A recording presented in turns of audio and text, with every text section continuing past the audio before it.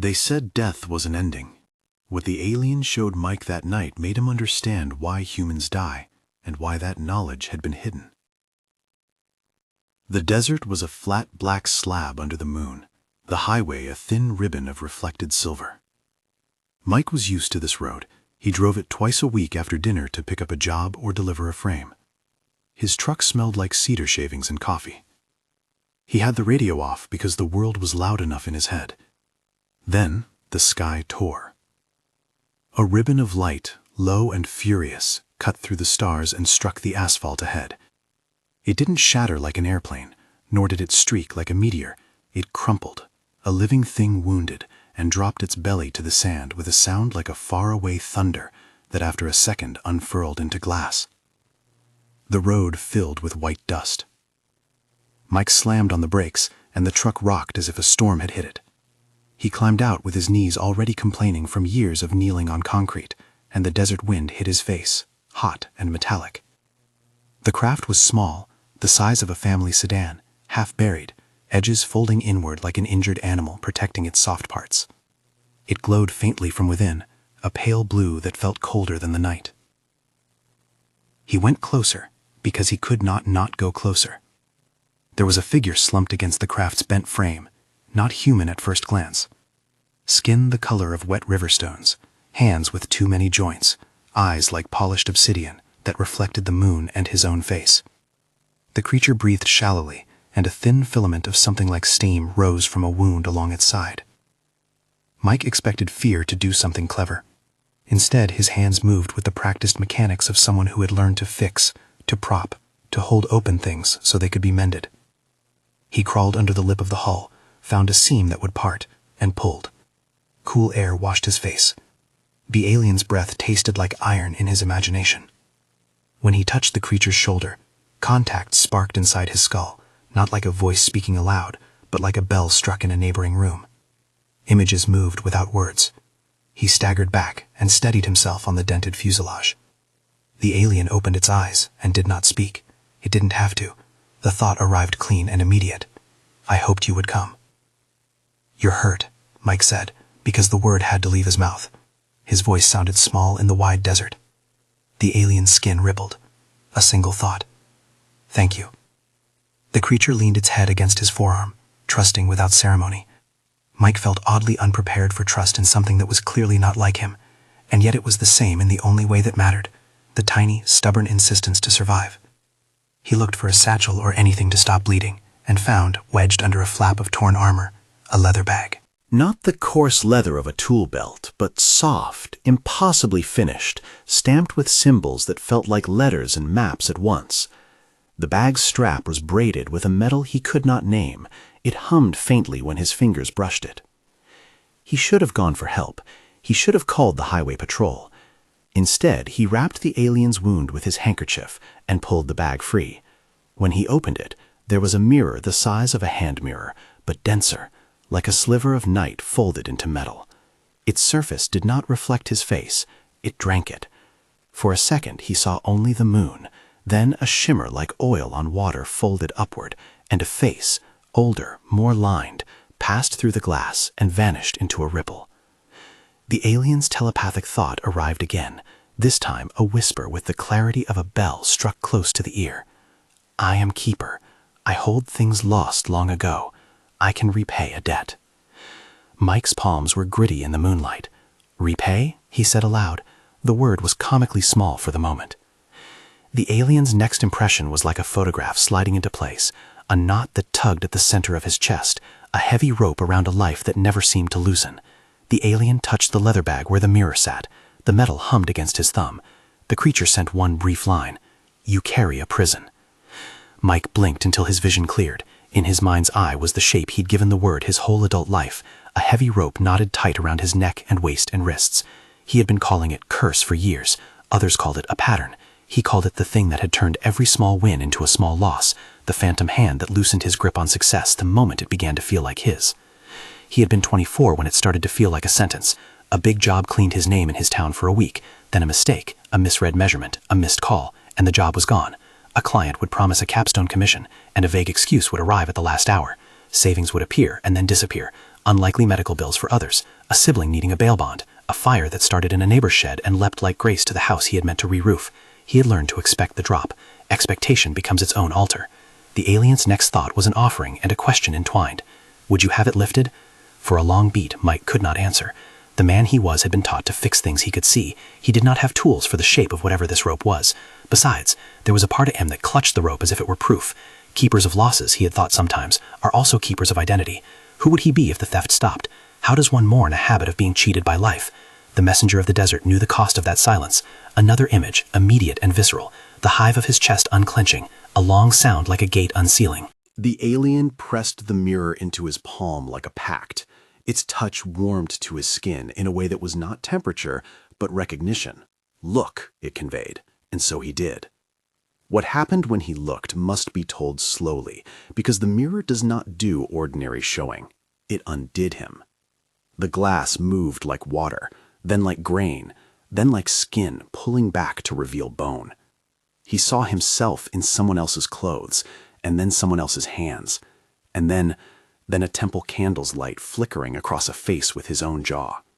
Each life unrolled backward, not as an explanation, but as an argument for why he had always been buying the wrong things and refusing the right price. If you want to see the object that changed his life, subscribe and turn on notifications. After the crash, he did not sleep. He carried the alien in the back of his truck because the beast had nowhere else to be and because his hands had already learned to carry things. The walk-in door of his shop stuck at the bottom. He had sand in the grooves from 20 years. He set the alien on an old folding chair near the window and lit a lamp as if light could stitch flesh. The creature watched the lamp with a dispassionate fascination, like an animal inspecting a new world. Mike sat across from it, the mirror cupped on his knee like a pressed coin. He told the stranger the small parts of his life that a stranger might properly not need, the thinning of friends, the phone calls that never turned. He did not tell it about the nights he lay awake cataloging losses like stitches on a line. The alien didn't ask questions. Its thoughts were a slow, patient presence, an ocean tide waiting for the shore to show its rocks. When Mike spoke aloud, it felt ceremonial. He did something he had not done in years. He listed events. One by one, as he said each, the alien's attention sharpened. First time it really hit me, he said. I was 24. I had a contract for a storefront. I measured and measured, told myself this will be the one. The client backed out at the last minute, said they were afraid I wasn't the right fit. They hired someone else for half the price. The alien sent a small image, a ledger, ink flaring into the fibers as if writing itself. A thought like a key. Your ledger carries marks left by hands that are not yours. Mike swallowed. He had always written his own ledger, every estimate, every receipt. To think of his account as assumptive text that held strangers' marks felt like blasphemy. Yet when he touched the mirror now, when the metal sang a note beneath his palm, there was no denying a deeper register of truth that opened like a new chest. The alien touched the little satchel, and from inside coaxed a crystal vial that glowed like a caught sunrise. Not medicine, not by any language Mike had been taught, more like an old photograph warmed by a pocket. The creature's next telepathic line came cleaner, less like a painting and more like a fact being set on a table. We keep records. We archive vows. Mike did not have words for archive vows. The phrase sat in his jaw like a foreign coin. He saw in his mind, as the alien wanted him to see, a banned ledger, promises etched at the edge of dying, words spoken in the last breath so loud the soul held them like a bruise. The alien's thoughts supplied a translation that felt like a period finally placed at the end of a long run-on sentence. When life ends, promises written in the throat harden into law. Those laws move the soul into another body until they are fulfilled. The notion was as dizzying as it was simple. Vows, uttered at the hour when the soul's attention narrows and the body is brittle, could be the mechanism that stitched experiences across lifetimes. Death here acted like a stamp. It registered the vow in a ledger that did not forget. To the alien, death was not merely exit. Death was a recording device. Mike's throat worked against a laugh and a sob at the same time. Outside the shop, the highway thrummed with trucks, a moving river of other people's steady engines. In pieces of his life he had called fate cruel, and neighbors had called it bad luck. The alien did not call it anything so neat. It said instead that a vow could be an anchor and an anvil, something that held and hammered at the same time. It asked him if he had any vows he could remember speaking at his own deaths. He railed at the idea that he would remember anything, but the mirror did not need his memory. It could show. When it first slid the mirror into his hands, it told him how the looking would work. The glass shows not the body but the soul's record. It moves backward across incarnations. It surfaces the most recent terms first and strips them layer by layer until you reach origin. When he peered, he saw a life in which he had been a brother, Franciscan in habit and vow, kneeling on stone floors while hunger gnawed like a loyal dog. That life smelled of candle wax and boiled cabbage. He felt across years and lifetimes the hot stab of shame that came when he, as that brother, took a coin and slipped it into a drawer for safekeeping and then refused to ask for more. The mirror did not judge. It only showed the motion of the vow. I give away my goods. I will accept no wealth. The image closed like a palm folding shut. That one felt like a brush with mercifulness, Mike said quietly. His hands were shaking. He had found a kindredness with those who gave away more than they withheld. The second life came more clearly. He stood under an Egyptian sun, his fingers stained with papyrus dust, a scribe in a small house near the Nile. He watched a prince cross the street in a feathered collar and felt the ache of refusal. He had been offered the place near power and said no because he could not serve a throne that asked him to avert his eyes from suffering. The mirror showed this refusal not as a noble act, but as a line drawn in the sand that hardened into law. I will not take a master's gold. The vow there was of abstention dressed as conscience. It had beauty and hubris in equal measure.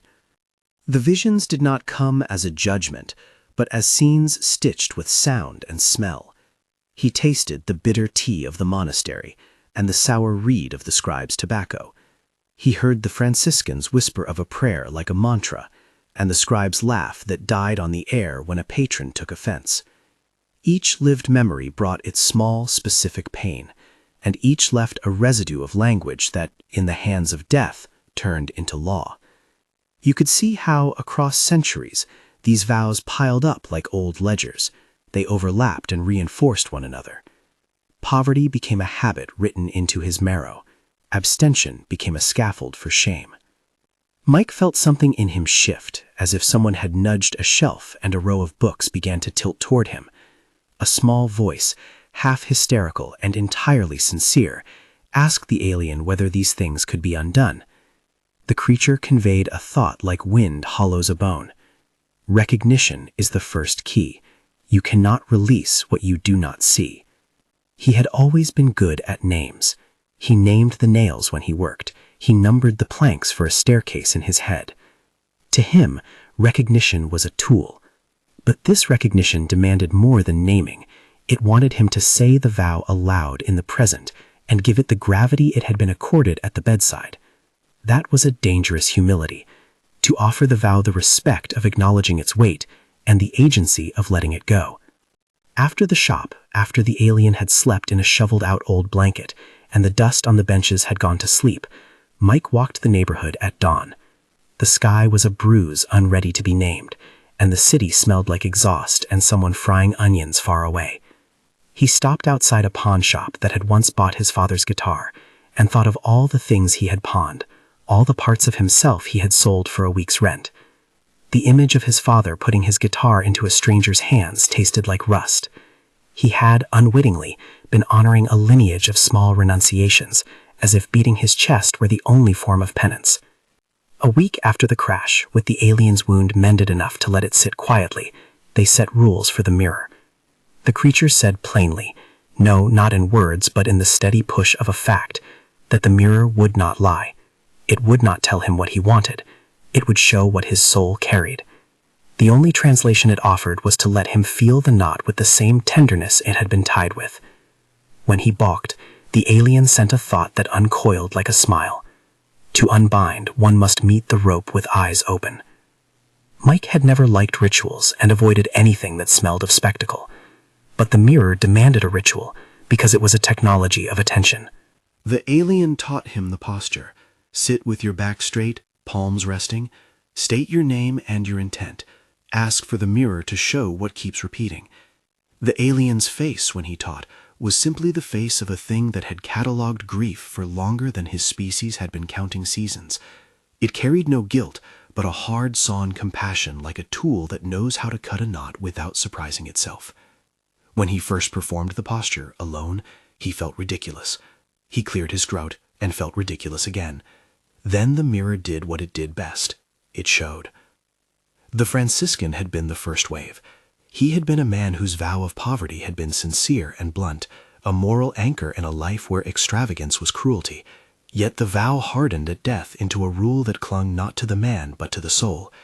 The scribe had been second, an act of refusal that was a filigreed pride, a declaration that became, in the ledger of passing, a law. These were not curses in the sense of malice. They were functionally effective decisions, spelled out at threshold hours and then impressed. Mike's chest felt as if someone had taken a crowbar to the space between his ribs, prying out a long, rusted hinge. Tears came hot and anonymous. He had loved things, music, the smell of cedar, the way a chair took shape from a list of measurements, and yet his default toward denial had been constant. Seeing these prior hands shape his choices felt like finding fingerprints on his mortgage. When the alien paused between visions, it communicated an important caution. Be gentle. To see is to be responsible for what you do with the seeing. The mirror would not absolve him, and it would not damn him. It offered evidence, not verdict. Mike slept poorly that week, but he slept with a new kind of wakefulness, the feeling of someone awake inside, watching. His days became experiment. He started to buy little things he had denied himself, an extra plane of sandpaper, a new set of chisels he had been eyeballing for years. The small purchases were, he later admitted, a test to himself more than to reality, a litmus of whether he would recoil the moment the world offered him the chance to enjoy his own work. He put the mirror on the bench under a lamp and found himself staring at it at odd hours. Sometimes he imagined the light trapped inside was a conversation that would continue even when he was not looking, a record whispering its terms into the night. The alien, for its part, did not press. The creature's presence was a slow, unhurried thing that fit into the minutes like a fourth hand on a clock. It told him in the small mind touches the creature used like punctuation that the mirror would move deeper, that the next life might be the origin of a chain. Mike both dreaded and desired that depth. He had spent so long treating his life like a weather report, predicting storms, making contingency plans, that the idea of an origin felt like the weather's first thunder. When the mirror moved to the Egyptian scribe, Mike felt the years slide like beads. The scribe's home smelled of reed and the Nile's heavy breath at dusk. He watched himself, then his proxy, refuse regal patronage with a clear, stubborn conviction. The scene offered no glorified frame. It showed the humanity of refusal, the scribe's hands trembling with the knowledge that taking gold would start a chain of compromises. But at the end of the life, at the passage of breath, the scribe's refusal hardened into a formal vow: I will not be owned by wealth. Spoken at the edge of the world, the sentence became something else entirely. It took on a permanence no human adopter intended. There was perfection in the mirror's indifference. It did not say the vow is wrong. It only showed how the vow's language, secured at exit, could become a script that read forward into other bodies. For someone like Mike, who had grown up in a small town that esteemed a kind of stoic endurance, this explanation fit like an old coat. The coat kept the cold out, but it also rubbed across the shoulders in the same place every day. The third life the mirror promised to show was the one the alien held back like a slow, deep breath. When Mike asked about it, the creature's reply was not evasive but tender. Origin often carries intent so strong it imprints like a brand. You may not like the reasons, but you will see them. By the time the desert night had become a pattern in his muscle memory, he had a set of small rituals and a new vocabulary for his grief. He began to call the burdens by their proper names: vow, imprint, ledger. Saying the words felt like admitting the existence of an enemy in the room. The alien taught him another small thing: names make what is hidden visible, and visibility lets one move. He walked into the town more assertive in certain ways. He priced his work higher than he had before and waited to be proven right or wrong. Sometimes he was wrong. Clients were not charitable just because he had a new theory. But the world continued, sawing, planing, sanding, invoices ticking in like pulses. He noticed a slight reduction in the self-deprecating jokes he used to make when asked for his price. It was a small thing to others, but a revolution in his chest. Yet the mirror held a promise he had not yet met, the possibility that there was a single moment, an originating vow, that had set the tone for the rest. That image, the alien said, would be older and louder than the rest. The creature had been cataloging long enough to know the difference between echoes and origin. The altar of that knowledge was a cave high and narrow, a Himalayan place where winter's breath was a constant carved detail and prayer flags flapped like birds gone still. The alien did not try to sanctify the image with melodrama. It simply prepared him. You will feel the vow as sound and as weight it conveyed. Be ready to carry its grief and its purpose. He sat before the mirror and felt the air thicken. The lamp's filament threw light that trembled. The creature's presence was a stone at the edge of a river, complicit in a current but unmoving. A third life unspooled. The camera of the mirror moved with the precision of an archaeologist brushing dust from bone. A monk in a thin robe, hair closely cropped, a sky that was not friendly. The room smelled of yak butter and the rough, dry breath of a mountain night. In the vision, the monk's hands were calloused, and a rope of prayer beads looped around his wrists. The camera lingered on the beads, then the hands, then the face. Strange, familiar. He could read the monk's mouth, though the man did not speak aloud. A vow had been taken in the cool dimness of a cave. It was both simple and colossal. I will take on the poverty of all who do not have. I will decline comfort so others might be delivered. It was an act of compassion that read to the ledger as imprisonment. The vow, offered with a heart that ached with care, became something else in the sequence of dying, an instruction to the soul that would echo.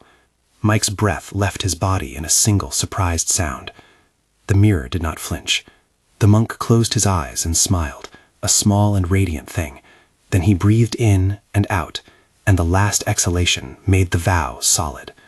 Mike, sitting in his shop with the mirror cupped in both palms, felt the rope in the vision being tightened with a hand that was both kind and inexorable. The cave's wind pressed against the monk's cheek like a hand of someone who knows that offering is a kind of cutting. The mirror did not explain whether the monk's motive had been pure or not. It only showed the motion and the result. The vow at the moment of breath was an iron rule in the ledger of the soul. He had to steady himself. The shop's fluorescent light hummed badly like a live wire. He pressed his thumb into the mirror and felt a pulse. A thought, crystalline and terrible, arrived from the alien. You see now why the river repeats. Mike understood in a way that had nothing to do with language. He had been watching himself in a film that blurred his current self with the bodies of those who had preceded him, and the line between them frayed like a rope beginning to burn. If vows spoken at death could function as instructions for subsequent lives, then death had not simply been an ending, but a recording device, a machine that took the last words and stamped them into future scripts. The implication was dizzying and intimate and terrible. And still, the alien had one more secret tucked like a hinge behind its ribs. The creature's next thought arrived like a lowered whisper. There are those who knew this and kept it from others. The notion of concealment fit the picture in an ugly way.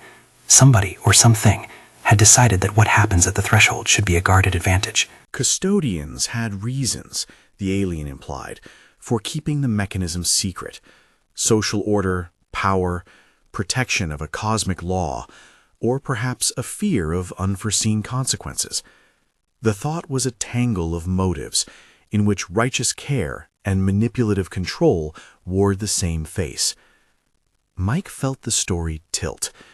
If death's imprint could be weaponized, then it could also be used as a tool to shape entire societies.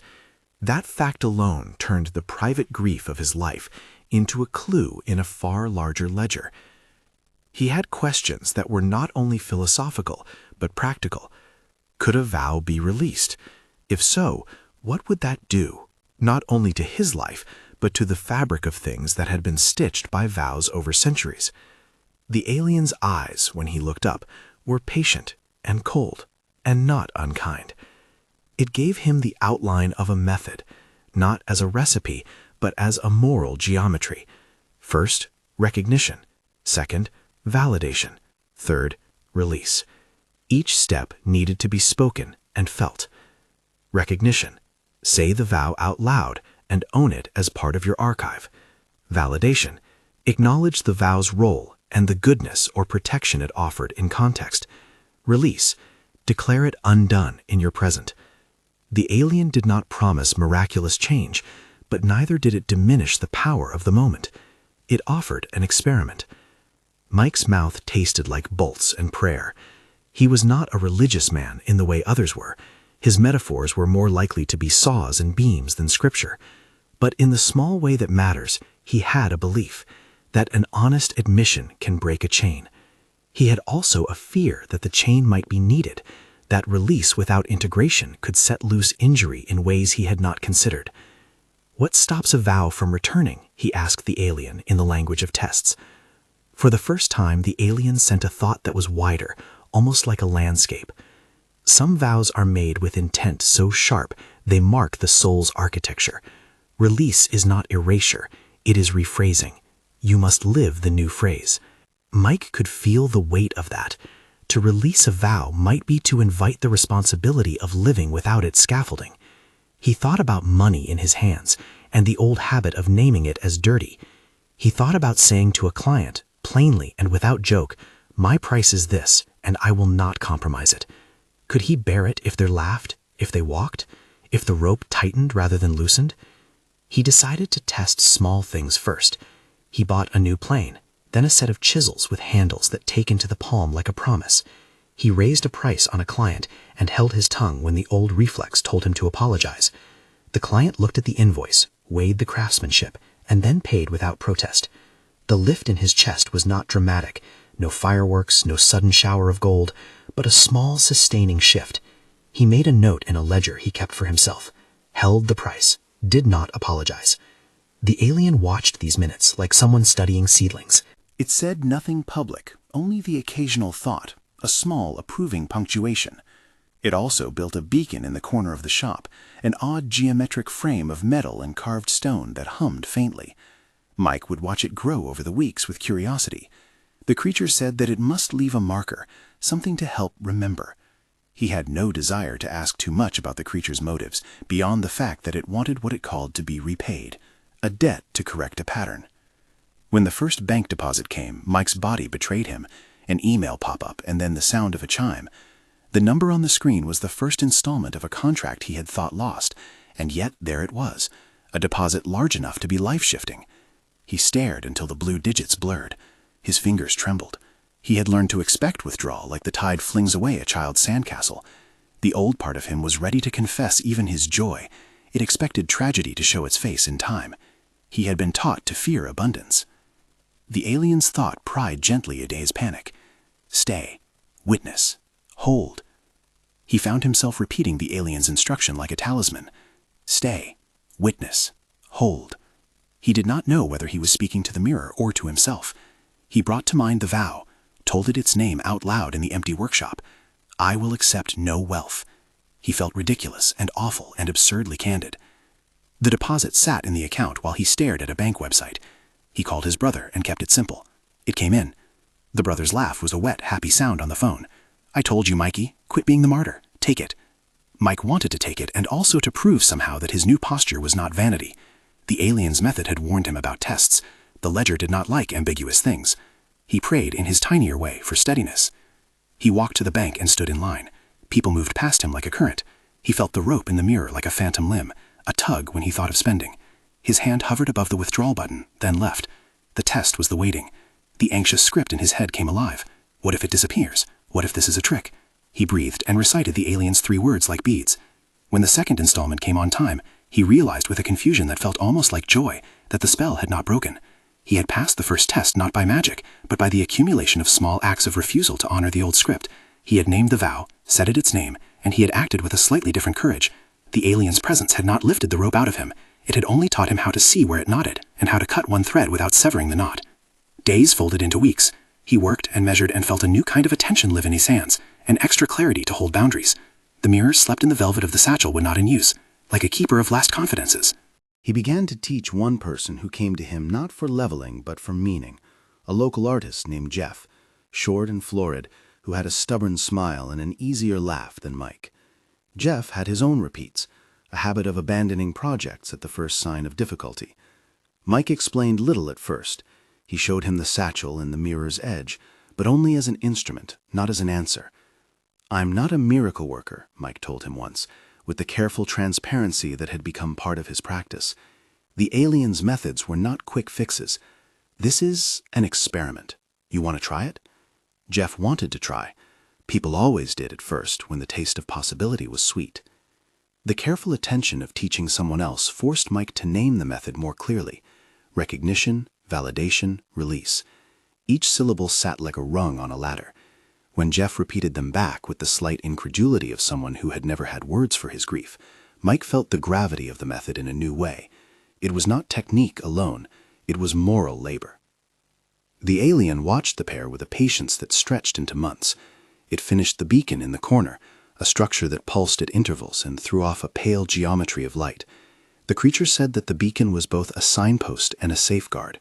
It was, in the alien's telepathic voice, a way for those who had been freed to remember the release where memory alone might fail. And then, on an evening that smelled of one of those rare rains that came through the city like an apology, the alien did something that made Mike both steadier and more afraid. It leaned forward and conveyed with blunt clarity, "There are those who kept the ledger hidden. You will learn why they kept it and why some truths are dangerous. The mirror can show the chains. It can also point to those who forged them." Mike's first instinct was to ask who, but the alien gave no proper names that night, not yet.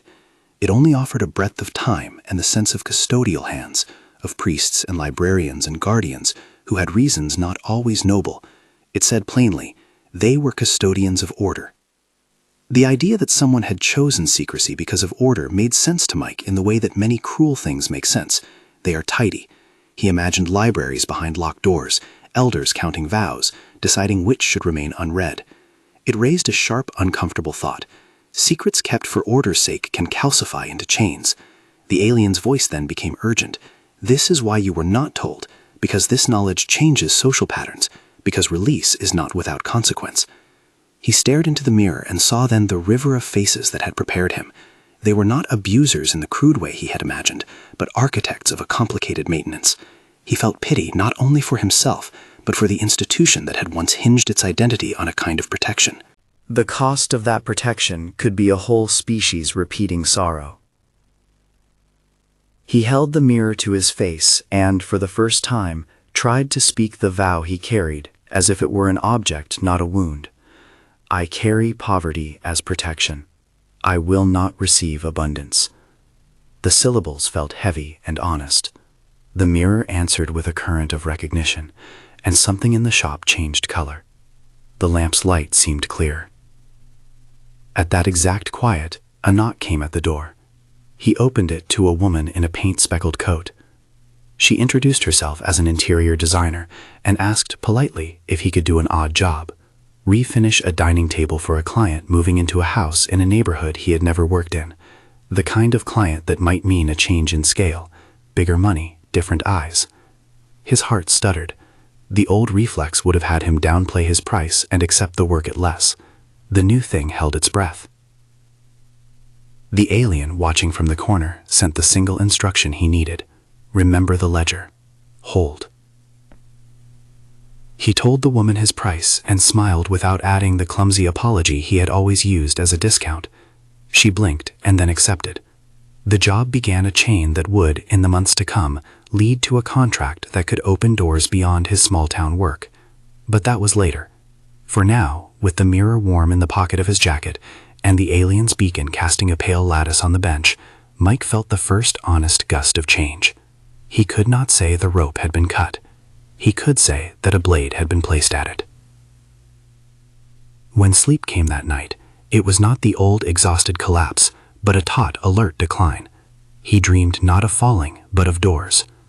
A memory shifted, the monk's vow occupying sensibility like a heavy coat. He woke with the taste of mountain water in his mouth and the knowledge that the mirror still had one life to show. He put the mirror back in the bag and slid it under a loose floorboard for safekeeping.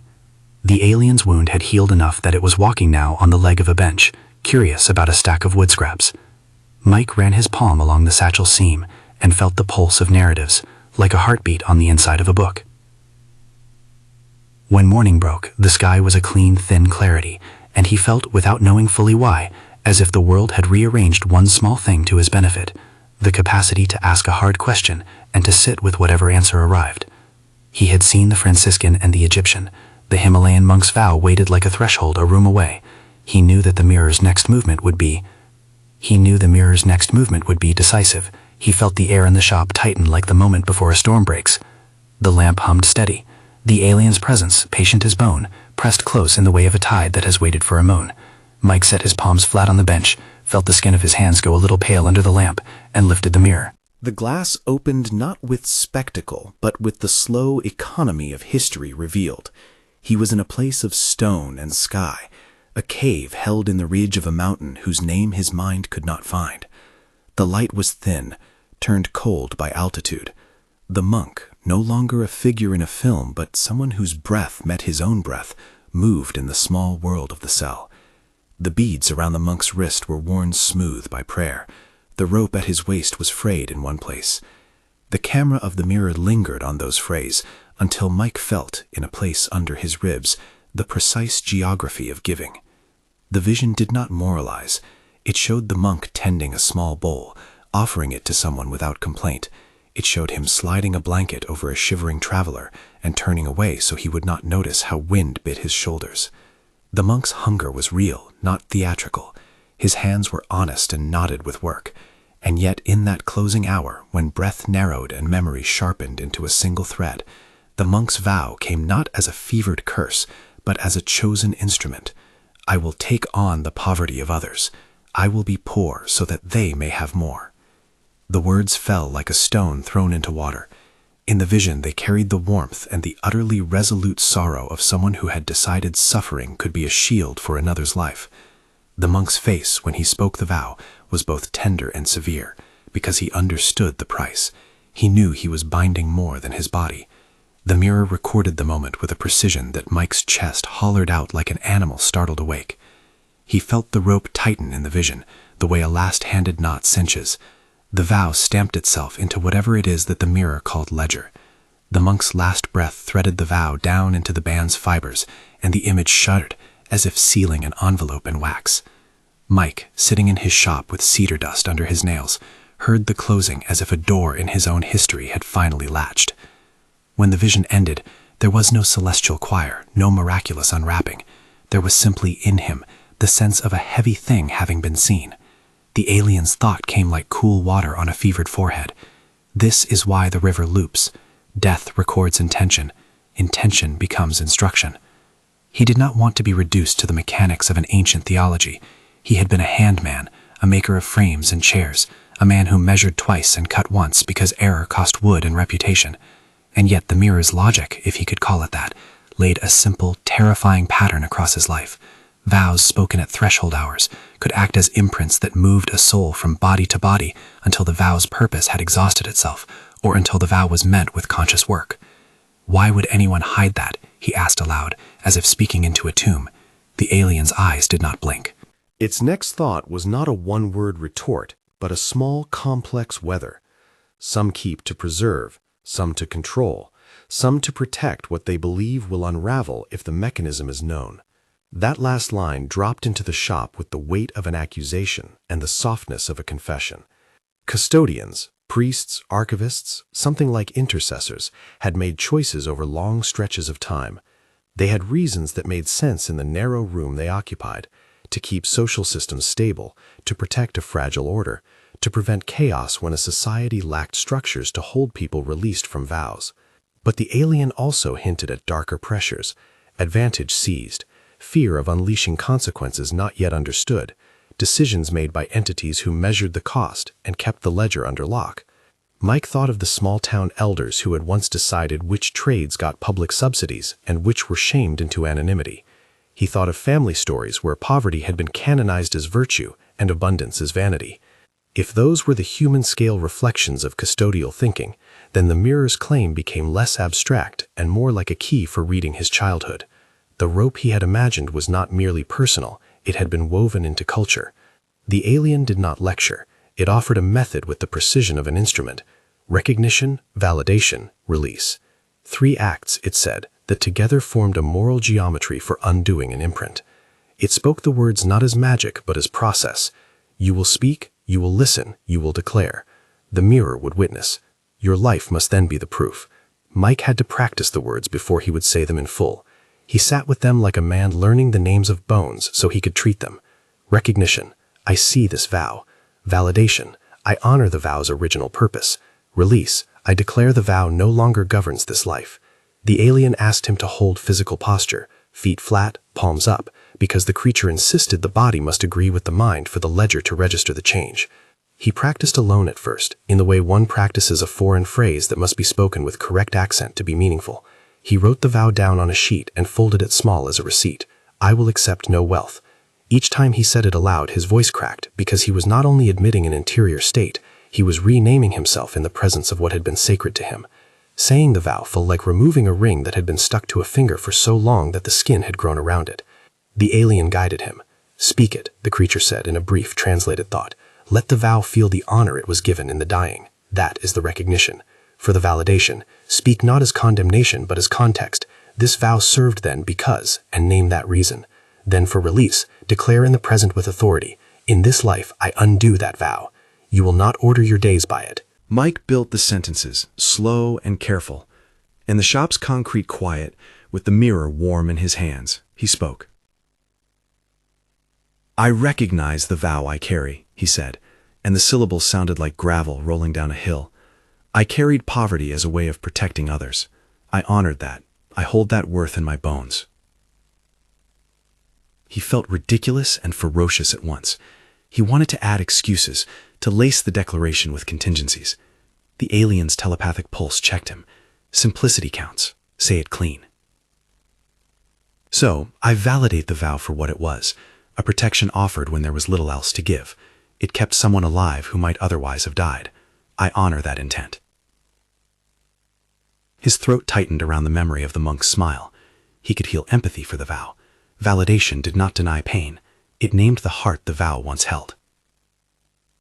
And now, he said, voice thicker than he expected, I release this vow from the ledger that binds my current life. In my present, I will accept abundance as well as scarcity. I will hold money without shame where it is earned. I declare this vow undone for me now. The words seemed to rearrange the air. He did not expect fireworks. Instead, he felt a small, internal shifting, as if a screw had been loosened. His shoulders unrolled by a fraction. Something like a grain of heat ran along his spine. Tears came, bright and quick, and he did not police them. They were his proof. The alien consented, not in triumph, but in a slow, merciful assent. It pressed the mirror a fraction forward and sent him a single image, a ledger page where a line formerly inked looked faint as if water had passed over it. The creature then added a caution the way someone breathes a clause. Release redraws architecture. You must live the new sentence. You must show the ledger an alternative script.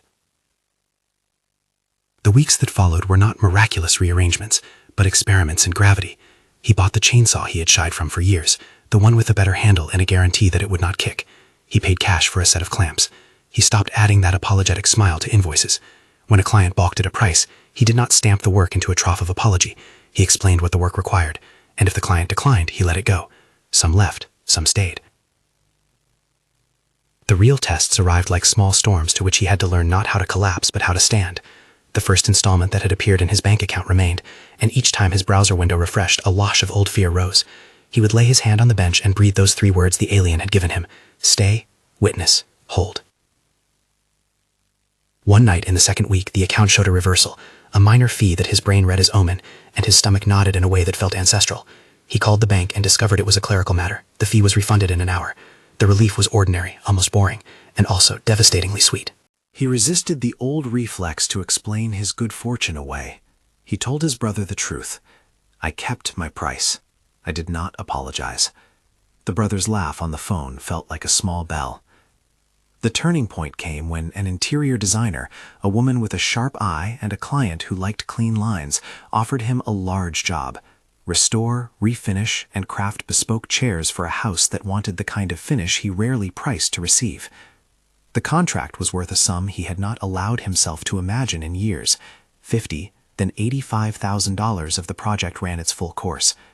It promised work that would require hiring help, ordering premium veneers, negotiating timelines with subcontractors. It would force him to behave like someone used to a different scale. Once, in his old life, scale would have terrified him into cutting margins or apologizing for costs. This time, he wrote the number plainly on the estimate and signed it. The client asked for an explanation of the pricing. He gave it: the labor involved, the materials, the timeline. He did not shrink. The client paused and then said she would consult her partner. The pause smelled to him like the waiting room of his old doom. In the days that followed, he rehearsed his posture the way he had rehearsed the release. Recognition, validation, release. He spoke the vows he had let go and rehearsed living into new sentences. I build with value. Value can be honored. He practiced with invoices and calls and a nervousness that moved like a small animal under his skin. When the first deposit from the project hit the account, he almost sobbed in the middle of a hardware store, surrounded by the smell of lacquer and sawdust. The chime on his phone sounded like both an accident and a blessing. He stood with work gloves in hand and felt suddenly immigrant to joy. But there was a test still, a delay in the second installment after some paperwork mix-ups. The old scripts wanted him to panic, to call the client in a shameful voice, to offer to renegotiate. Instead, he sat and waited, called only to confirm calmly, and used the time to measure wood and plan deliveries. The second installment arrived on schedule. The relief that came then was not merely financial. It was a small but structural proof that the release was not a one-night whim. He passed the test by doing the work of living differently, holding boundaries, asking for what was due, and allowing the world to respond. The alien remained in the corner of the shop, humming at its beacon as if recording the changes for itself. It did not demand credit. The creature simply watched and occasionally transmitted a concise encouragement. You are learning the grammar of surrender and the grammar of receipt. Both are needed. Mike began to teach the method with humility rather than showmanship, because he feared hubris. Jeff came first, then a neighbor who lost a business partner, then a young mother who could not keep a steady job because of a pattern of choosing partners who drained her resources. Each person came with a vow in a different costume: celibacy disguised as principle, martyrdom disguised as virtue, silence disguised as protection. The language was the same. A vow taken in an earlier hour had hardened into instruction. In the cafe with the chipped blue tiles where Jeff walked in late and sat like a man who expected the world to be soft toward him, Mike unfolded the story in the ordinary way carpenters talk about wood: practical, concrete, with room for skepticism. He showed the mirror, but with care. It's not theater, he said, watching Jeff's face, handsome under the cafe light and skeptical. It's a revealing instrument. It asks you to look. Jeff's first attempt was halting. His repeating wound was abandonments. Projects left half-finished, paintings packed away when critique felt like a judgment. When Jeff peered into the mirror, he saw himself as a child running after applause and stopped when it did not come. He saw a life where, at the hour of leaving a body, he whispered an angry sentence: "I will never try again." The mirror did not moralize. It showed the fact like a bruise. Mike coached Jeff through the 3 steps. For Jeff, it looked different in words but shared the same structure. Recognition: I made a vow to protect myself by stopping. Validation: I did this to survive sharp shame. Release: I do not let that vow stop the work I choose now. Jeff's first week afterward was not a revolution. He painted, closed the door, sweated through a canvas. He had begun the way a man blinks through a stitch. He returned the next week and said, with the small miracle of a man whose lungs had expanded, I finished the canvas. There were setbacks across months. A neighbor who had been generous in the shop later asked for a favor in the way that triggered a reflex in Mike. The old self wanted to fold in on a discount. He said no with mercy and a price, and felt the sting of social friction. A cousin accused him of changing, called him self-centered. Mike cried into his pillow and still kept to the new grammar. The ledger, it seemed, did not vanish. It softened with repetition. The alien finished its beacon in the weeks between seasons. The structure looked like a small lattice of carved stone and metal. It pulsed a pale blue at night, throwing a pattern across his bench like the ribs of an unseen bird. The creature explained, in its short telepathic pulses, that memory falters. The beacon is a reminder for those who had cut threats. It is a place to return and rehearse, so the release does not ossify. Mike treated it like a tool. He polished it now and then as if he were maintaining a machine that helped him remember who he wanted to be. Still, the alien kept to its warning. Knowledge is dangerous in hands without practice. There was an ethical weight to what he and the creature were doing. If vows can be released, and if vows have sometimes been the shoring props of cultures that lacked other supports, then releasing them at scale without rebuilding substitute structures could be harm as well as help. The alien said this with a tone that balanced caution and urgency. Release without integration can create consequences. You must be prepared to live the new shape. That idea sat heavy with him. He had seen in the mirror the monk's compassion and the ledger's mechanics. He now saw that change required not merely a single act, but a life lived differently. To offer release wholesale without care could be to loosen scaffolds people needed. He decided, this was his choice, not the aliens, that he would teach not in crowds, but in small circles, with practice and accountability, and the sort of mundane supports people needed when they began to ask for more from life. Around the 9th month, the alien grew restless. It had reasons to leave, it hinted, repayments to receive, archives to tend. It had repaired his life enough to show him a path. The creature's hands moved with the economy of someone completing a project. It tied off the beacon and folded small stones into a pouch the way Mike would pack a set of chisels at the end of a long day. The shop felt slightly larger and slightly emptier, as if a familiar chair had left the room. The alien's parting was not theatrical. Instead, it leaned toward him and sent a line that landed like a coin. Speak, teach, remember. Do not trade one ledger for another. The creature's eyes, those dark, polished orbs that had seen the edge of human vows, held a simple instruction. Be cautious with truth. It is a heavy thing. Before it left, the alien offered him one more disclosure about custodians. The creature's telepathic delivery was concise and sober. Some custodians feared the chaos of unbound vowing. Some wished to maintain order. Some sought advantage. Many believed they were protecting reality as a small community knew it. They kept the mechanism confidential, not merely to hoard power, but because they judged most peoples would fracture if a great number of vows released overnight. The alien did not romanticize these custodians. It held them as part of the ledger, complex, flawed, human scale and motive. Why show me? Mike asked, voice small against the hum of the beacon. The alien's next thought was clearer than the others, a bright, blunt light. Because your species cannot be catalogued forever. Some truths are kept to control. I am not a custodian. I am archivist. I return what has been misplaced. The departure itself was matter of fact. In the late hour before dawn, the alien rose, moved to the little beacon that now sat completed in the corner, and touched it. It hummed, and the pattern on the floor thawed like something waking. The creature looked back at him and transmitted, without ornament, do not make idols of your pain. Use the seeing to build better work. Then it stepped into the truck and slid away into the geometry of night, a dim shape folded between stars. He watched the red taillights shrink until the horizon swallowed them. Then he closed his shop door and sat on his workbench as if it were a pew. The mirror slept in its satchel like a quiet thing. He ran his thumb over the leather and felt the town's noises, distant engines, a dog barking, compress into a new kind of background. Months turned into years in ways that felt less like a rush and more like a patient building. Work scaled. Relationships that had been tattered, mended in small acts. Tests continued. Once, during a moment when a subcontractor tried to undercut his team, Mike refused the bait and negotiated fairly. The contractor grudgingly accepted. Another time, after a neighbor lost his job and asked for favors, Mike gave what he could while holding to the discipline of not erasing the neighbor's agency. There was craft in balancing generosity and boundary. The mirror had given him visibility, but living required wisdom. Jeff held an exhibition that autumn. He called Mike to the gallery, and the frames he had once half-finished hung wrapped in linen like small miracles. Jeff's eyes shone with tired, honest light. I finished, he said simply. People bought a few pieces. The money mattered, but what mattered more to both men was the knowledge that patterns could be altered with attention. Word spread slowly. People came to Mike with skepticism threaded through hope. He taught careful circles, always starting with recognition, always urging validation, honor what the vow had meant. He would tell the students bluntly that not every released vow would lead to champagne and healing.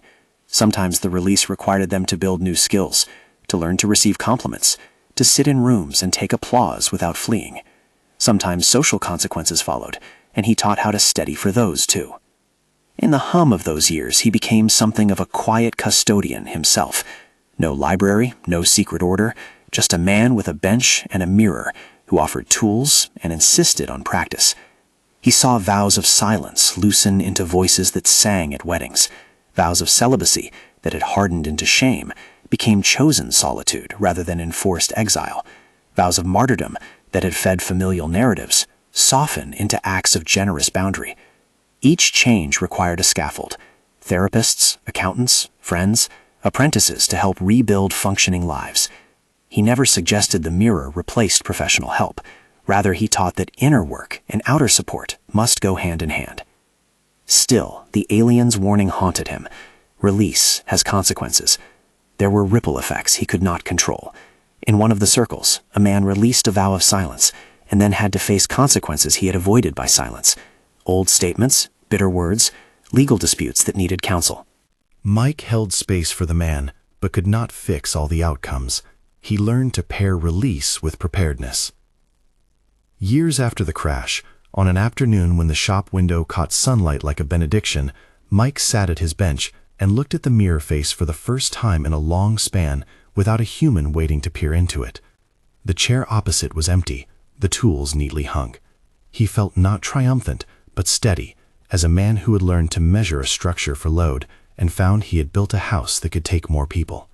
He reflected on the alien's final words, "Be cautious with truth." He would, he decided, keep teaching, but with care. The mirror's revelation that death can function as the moment where vows stamp a soul was the kind of knowledge that rewires how one understands life and loss. It explained the river looping he had known as curse. It made ethical dilemmas sharper. If communities once depended on vows to hold order, undoing them without care could unmoor people. Custodians had hidden the mechanism partly because they feared this very unmooring. That knowledge, dangerous, illuminating, both, had been never meant to be known, the alien had said. The phrase now sat in Mike's mouth like salt. He understood motives he previously had not: protection, control, fear. He also saw in the monk's act an unassailable tenderness. Liberation was not a simple victory over villainy. It was a delicate reweaving. He breathed and then leaned toward the screen as if speaking to a neighbor across a fence. Maybe that was the only way he could pass it along now, in measured doses, with care, with tools to integrate the change. He wrote the instructions down, simple and clear: recognition, validation, release. He added a pragmatic appendix: seek counselors when necessary, expect tests, build supports. He typed the reflection into a small ebook and pinned it where he could, a guide that was less magic than a workbook.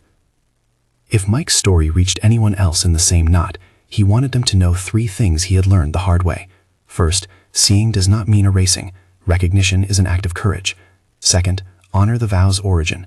If it once held life, treat its memory with reverence, even as you unbind it. Third, live the released statement. Release is only a first act, not the whole play. In the end, his life was not cinematic fireworks. It was a sequence of small, disciplined acts. Phone calls kept, people paid fairly, boundaries honored. He taught Jeff and a handful more to hold the same posture. He kept the beacon on a low pulse so he could visit and remember. He kept the mirror locked in its satchel for those who had steady hands. On a quiet evening, with sun leaking gold across the shop, he set the mirror on the bench and looked into it, not to excavate more lives, but to check whether he still carried secret knots.